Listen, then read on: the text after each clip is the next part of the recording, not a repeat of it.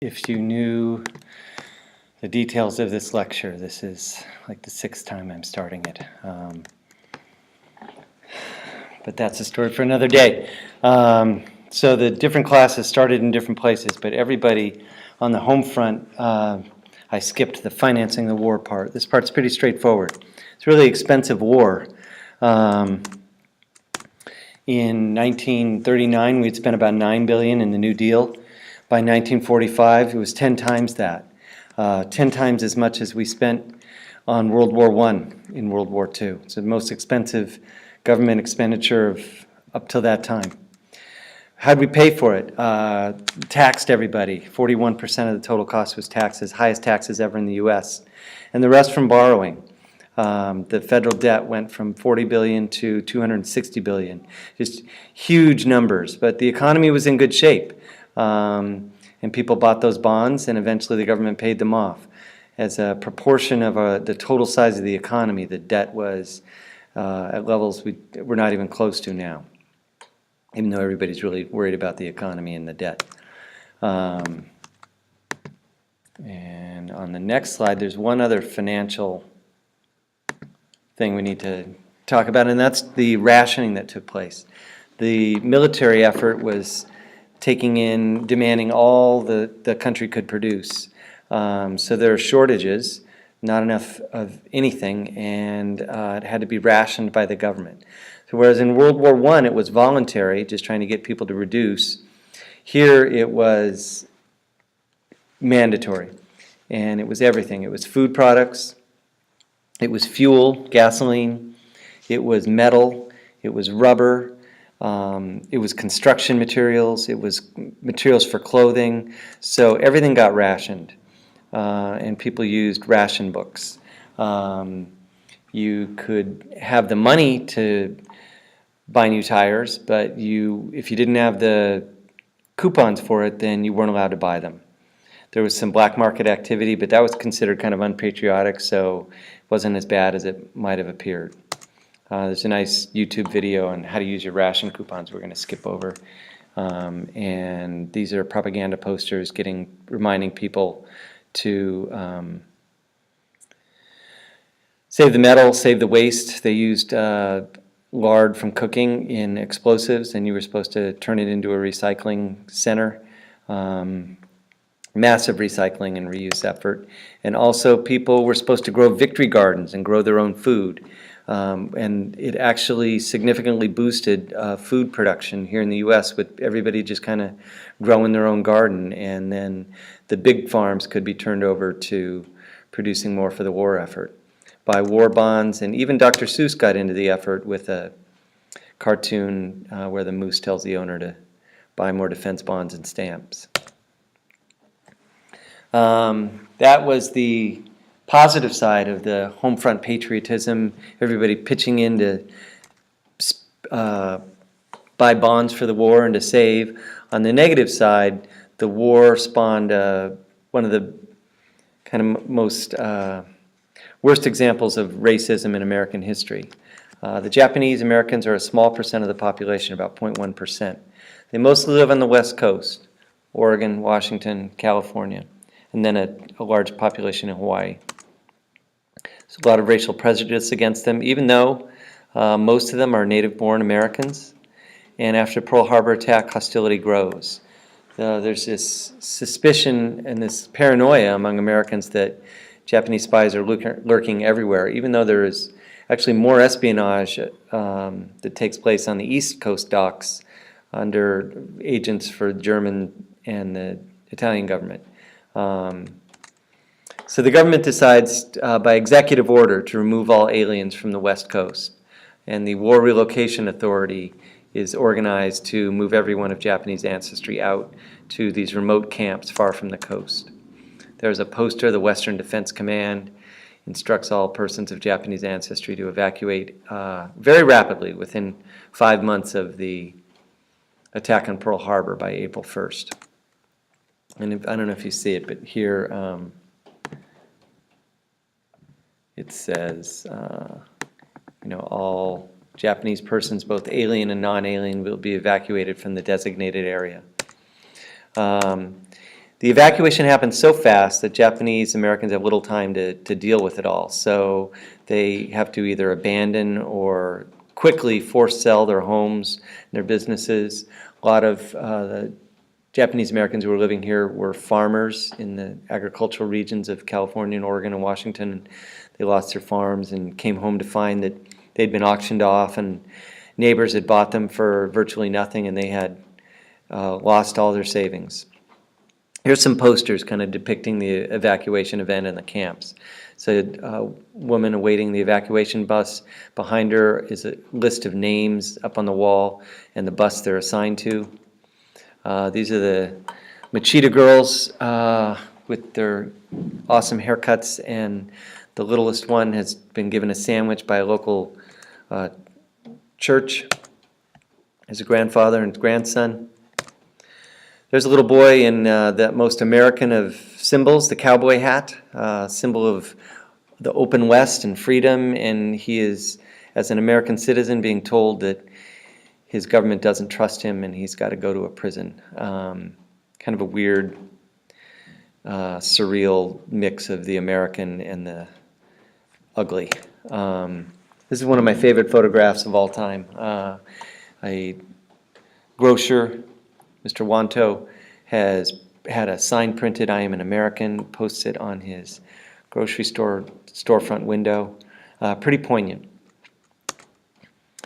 Here's one of the camps. This is the most famous of the camps, Manzanar in eastern California. Those are the Sierra Nevada mountains behind. I used to backpack there, right in that actually area, right by Manzanar when I was a kid with my brothers and sister and family.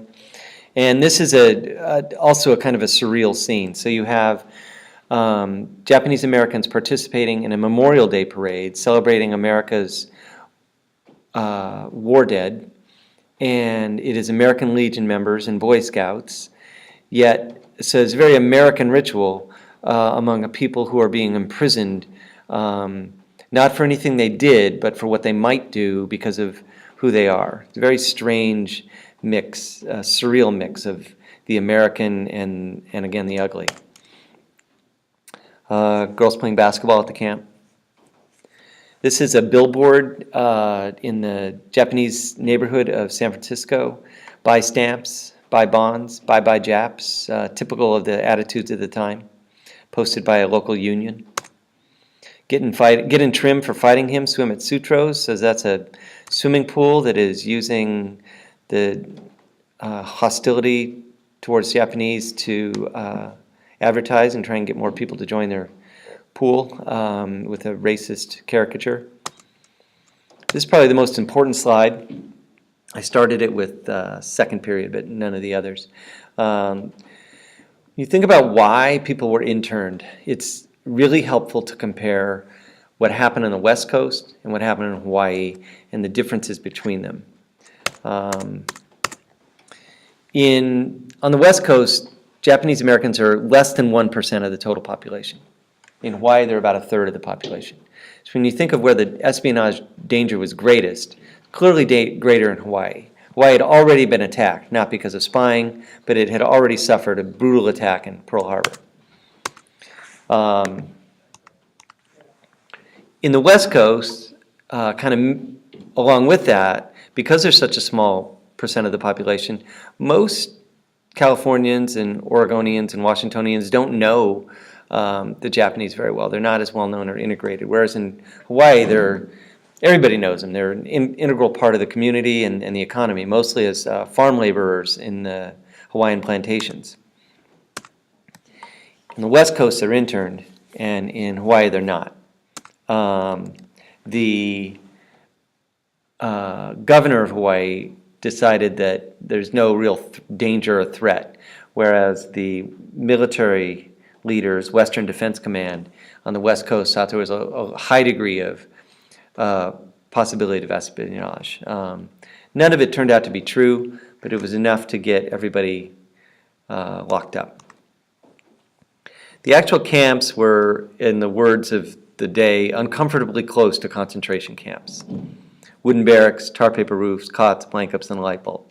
Now, you need to distinguish between the treatment of prisoners under the Third Reich and the Nazis and the concentration camps there and here.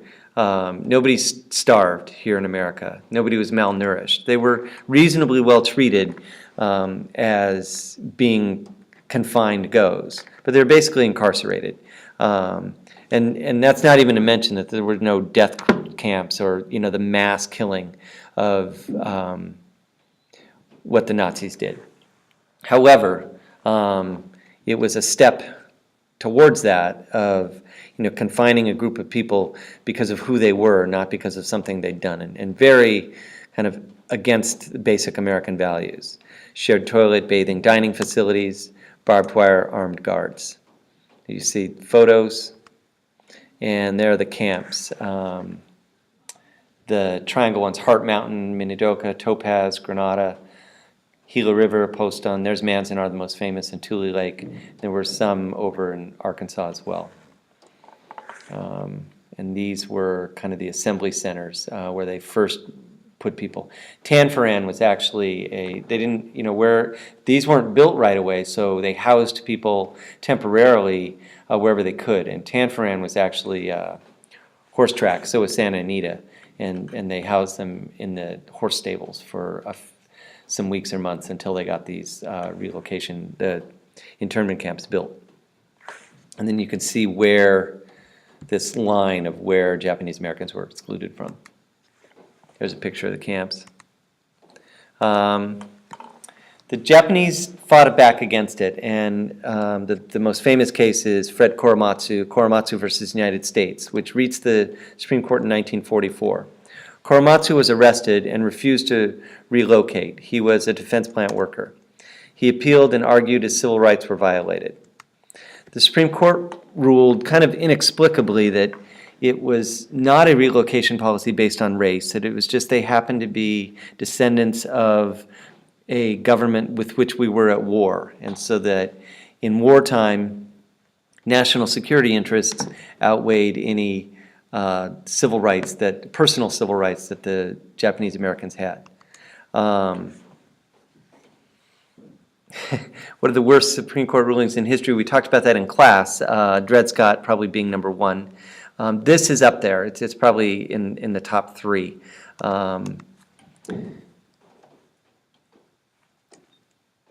To counter that, near the end of the war, some Japanese were allowed to volunteer and fight. So they weren't drafted, but they only fought in Europe. So the 442nd was a regiment that was formed and fought in Europe, mostly Japanese American, and they volunteered despite the fact that their families were interned. They fought in Italy, France, and Germany. The 442nd is the most decorated unit in World War II. They fought with an incredible patriotism and ferocity. I find that a remarkable fact, that out of the darkness of the internment camps, you get this incredible desire to prove their Americanness. By early 1945, the government allowed the Japanese to leave the camps, but many had nothing to return to. If you fast forward 40 years, 1988, Congress passed a law, official apology, and a $20,000 payment. Obviously, you can't give back people's freedoms and the businesses they lost. The money was meant to just kind of put meat to the apology, like we really mean it, and we mean it so much that we're going to pay you money. It's not meant to make it right. It's just to show that it was the sincerity of the apology. One of the few times the government has officially apologized for something. So that is the Japanese internment camp. There's that poster again in Oakland. Who is an American? What makes someone an American? When the European and other countries, Africa, you are your ethnicity, you're Italian, or you used to be, that's changing. But we've never had that. An American is somebody who comes to live in America and wants to be an American. But at times, we've had trouble with that definition. And if you can do this, I think it'd be awesome if you can figure 4 different groups or 4 different eras of our history when we've considered people not American or outsiders. See what you can come up with. Okay, I'm tacking on the second part of the lecture. This is some good stuff, but it'll be quicker than the internment stuff. While the war is on, the country begins planning for the post-war. And in fact, if you'll remember, Churchill and Roosevelt meet, and what was that thing they signed that early, before America had even entered the war, I'm not going to tell you what it is, see if you can put it down in your notes and remember it. So there are two major meetings. There are actually more than two, but two that we focus on. There's one in Tehran we don't talk about in Iran. The Yalta Conference and the Potsdam Conference. And here's the timeline, just so you can kind of place everything. The war starts to reach its climax in late 1944 with the attack on D-Day, which, as you know by now, is right here. It's poorly drawn, but that's where the Normandy coast, where the D-Day attack was. By February, the conference in Yalta takes place, which is over here. And then in a little later, you're going to get the Potsdam Conference. I think Potsdam is somewhere outside Berlin. In April 1945, just as victory in Europe is almost secure, FDR passes away. I've got a photo to go with that in a second. May 8th, 1945 is VE Day, Victory in Europe Day. Germany surrenders. July 1945 is the second conference over here in Germany, in Potsdam. They're holding it there, obviously, because Germany has surrendered. And then August 6th and 9th are the Hiroshima and Nagasaki bombings. And August 15th is VJ Day, 6 days after the Nagasaki bombing, Japan surrenders. So I'm going to talk about Yalta and Potsdam. Sorry for the poor indentation marks there. That is a very famous photo in April after FDR has died. A man playing the accordion in a tribute to FDR. I think his casket might be somewhere nearby, I don't remember exactly, and just tears streaming down his face. America was just stunned at the loss. The Yalta meeting in February has Stalin, Churchill, and FDR. And the meeting is really about what could they convince Stalin to do. FDR wants Russian help with the invasion of Japan to try and finish them off. Churchill and FDR, but especially Churchill, they are concerned about Eastern Europe. Who controls Eastern Europe in February of 1945? Well, it is the Red Army. It is Stalin. And they're worried that it's going to have free elections there, or is it going to be an area that Stalin dominates in his sphere of influence? And they'd like the Soviet Union to join the UN. They'd like a stronger post-war organization. Stalin is vague about Japan. He is clear that he is definitely going to allow democratic free elections in Eastern Europe, but he has no intention of doing so. And he needs some persuading, but he will ultimately join the UN. Potsdam, Stalin again, Churchill, but then Churchill gets replaced in a shocker of an election. After the war is over, Britain doesn't have timed elections. They can kind of call them when they feel like, and the people demand an election after the war, and they replace Churchill with Attlee. Even though Churchill is just a massive hero there, they don't really want, they think that the Labour government, that's like the Democratic Party there, will do a better job with post-war rebuilding. So halfway through the conference, Churchill gets replaced by Attlee, and FDR has, of course, passed away. So Truman, with little experience, is now dealing with Stalin, the dangerous Stalin. So the question is what to do about Germany. Soviet Union controls part of it. America, France, and Britain control the other part of it. What to do about Poland? Are there going to be free elections or not? What to do about Japan? Now, it's not so clear that Truman wants Stalin's help. He does, but he's not as trusting of Stalin. And by this time, Truman knows he has something called an atomic bomb, and he hints at it to Stalin in the meeting. What is the significance of the Yalta and Potsdam meetings? Well, they're planning for the mop-up of the wartime issues, but also post-war issues. And the significance is it shows early tension, that these allies, Soviet Union, England, and America are already facing huge disagreements about the post-war world. So the significance is it's a bad omen, as you would read in a literature novel. It's the ominous. It's an early sign of post-war trouble. So that's it on the conferences for now. We'll come back to that when we get into the Cold War. The next thing to think about is what's the role of the U.S. going to be post-war. So if you consider the major countries of World War II, the UK, France, Germany, Italy, USSR, China, Japan, and the U.S., how's the USA different from all the others in 1945? If you would go ahead and put an answer down, that would be great. And the answer I was thinking about is we are the only country left that has not been decimated. Every other one of those is rubble from bombing or fighting or something. Bombing or fighting, I guess, would be the answers. So the U.S. kind of stands alone, and so we are dominant. And unlike after World War I, we are not going to retreat into our shell. We are engaged. And so the post-war world is going to bear the American stamp. In fact, I will use a phrase after the break called the Pax Americana, but I'll describe that later.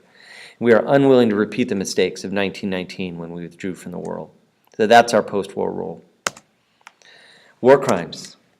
This is more of a Global 10 topic, but we'll touch on it. World War II is a remarkable war. It's the first war to really address the issue of what's acceptable in war. And part of that is because of how horrible the war was, the atrocities that I alluded to when we were talking about Guernica and the change.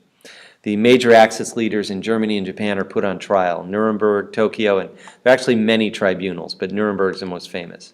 23 key Nazi leaders, 28 in Japan. Crimes against peace, crime of aggression, other typical war crimes, and a new one, crimes against humanity, and many convictions. And it establishes the precedent for the first time that an individual could be held accountable for their conduct during the war. And sometimes even the idea that following orders is not an excuse, although it became murky, that the lower down you went, the less guilty you could be considered for just following orders. And finally, the post-war economy. There's G.I. Sam coming home, G.I. Joe.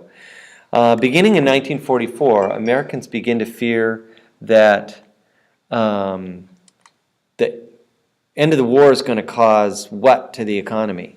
Yes, major problems.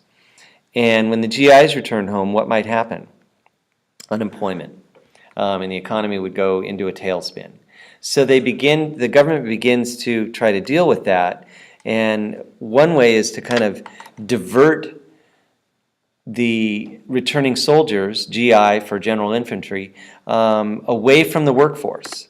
So in 1944, note the date, the war's not even over yet, Congress passes something called the Servicemen's Readjustment Act, better known as the GI Bill. We'll talk again more about this in the post-war society, but it gives to veterans, and contrast this with the long-delayed bonus bill of World War I, access to low-cost mortgages from the government so they could buy homes, low-interest loans to start new businesses, direct cash to pay for college tuition and living expenses while in school. The GI Bill is one of the most profound laws that America has ever passed because it changes society. They also give 1 year of unemployment compensation for veterans returning from war. There are billions spent on this, and it has a huge impact. In 1947, almost half of all college students are World War II vets.